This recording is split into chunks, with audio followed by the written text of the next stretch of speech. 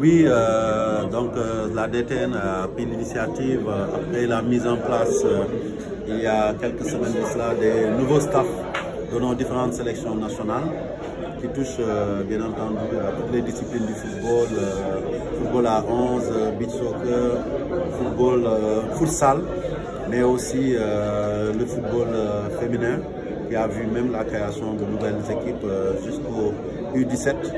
Avec aussi l'avènement de l'Académie fédérale avec les U15 garçons et U15 féminines.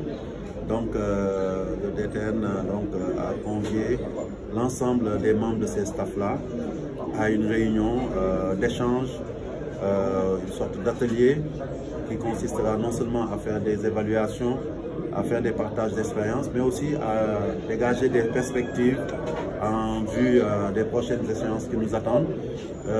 Tout le monde a suivi le cursus du football sénégalais ces 10 dernières années, où à force de travail, mais aussi à travers un défi qui consistait dans un pari sur l'expertise nationale, l'expertise locale, nous avons fait des résultats jamais réalisés dans l'histoire du football sénégalais, mais aussi des résultats jamais réalisés au niveau continental.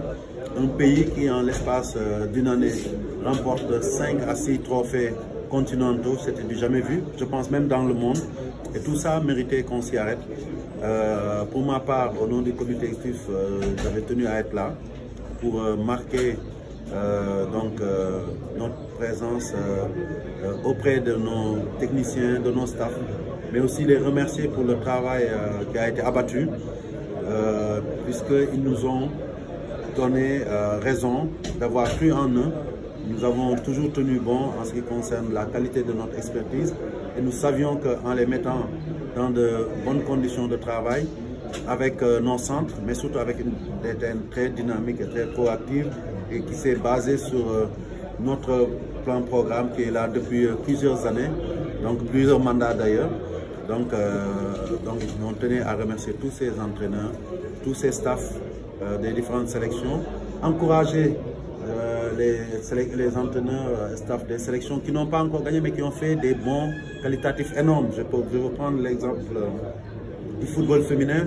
Il y a 4 ans, 5 ans, on pouvait dire que le football sénégalais était presque inexistant au niveau des compétitions ici au niveau local, mais aussi au niveau international où nous avions du mal à nous qualifier aux différents cadres. Mais cette année, vous avez vu, nous avons frôlé une participation inédite à la première Coupe du Monde et nous avons enchaîné une deuxième qualification à la CAN. Et progressivement, vous le voyez déjà, on a maintenant une quinzaine de joueurs, voire plus de joueuses qui jouent dans beaucoup de pays en Europe.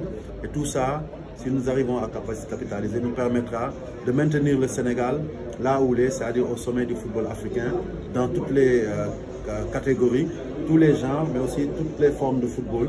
Et je disais tout à l'heure au DTN qu'il nous faut maintenant lancer définitivement le futsal au moment où la Coupe d'Afrique de futsal se joue. Nous avons pris l'engagement de faire en sorte que les staffs de futsal puissent commencer à compétir. D'abord, pour mettre en place le championnat de futsal, comme on l'a fait pour le beach soccer, mais aussi qu'aux prochaines compétitions internationales de futsal, le Sénégal puisse participer, parce que nous en avons le potentiel. Et je pense aujourd'hui que le plus important dans cette rencontre-là, ce seront les conclusions qui seront tirées, parce que il est rare de voir un échange inter-sélection, c'est-à-dire aujourd'hui, on a le sélectionneur de l'équipe A qui est là, on a les sélections de jeunes, on a les autres sélections. Il y a des sélectionneurs qui ont déjà un vécu international, qui ont gagné des trophées continentaux, qui sont allés en Coupe du Monde. Il y a des nouveaux qui sont arrivés. Ces partages, de séances de partage